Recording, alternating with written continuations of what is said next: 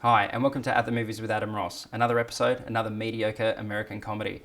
The mediocre comedy I'm talking about, We're the Millers. More like We're the Fillers when you see this movie because it doesn't have many legitimate jokes. It has 4 credited screenwriters and the credited, so probably about 30 behind the scenes, and not one of them could make a really funny, punchy joke. Now, We're the Millers is a movie that's spent most of its imagination in its synopsis. Now, the movie's plot line is Jason Sudeikis plays a guy called Dave, who's a down-on-his-luck stoner, and he gets robbed by some gutter punks after he tries to help a damsel in distress. And then in order to pay back his drug dealer, the guy above him, he agrees to go to Mexico and pick up a little bit of weed. That little bit of weed turns out to be an RV full of chronic, and he decides to drive it back over the border. Now, Dave's pretty dodgy looking, so he decides that if he recruits people in his apartment block, including Rose, a stripper played by Jennifer Aniston, and the nerdy Kenny, that they will pass for an all-American family.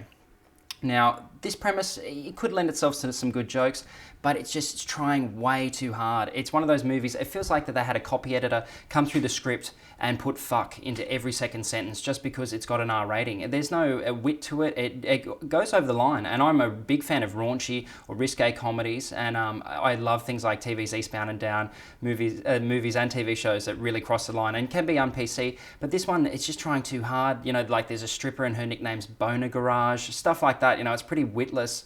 The only really funny moments in this movie come from Catherine Hahn and Nick Offerman, who you will know as Ron Swanson from TV's Parks and Recreation. Now, these two play another RV traveling couple, and their interactions with the Millers are actually pretty funny. So, but otherwise than that, everything else is tired of this. And when it's not being really vulgar, it's so vulgar in its sweetness.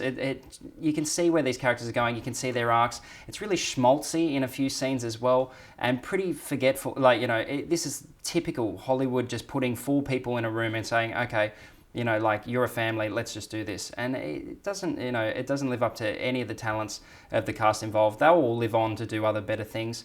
But this is a movie that doesn't linger in the memory and won't be on your DVD shelf, I imagine. If you go and see it with an audience that laughs as well, you might get some enjoyment out of it, but I wouldn't go and seek this one out. So I'd give this one 2 stars, and I'd just go and watch Eastbound and Down on TV instead.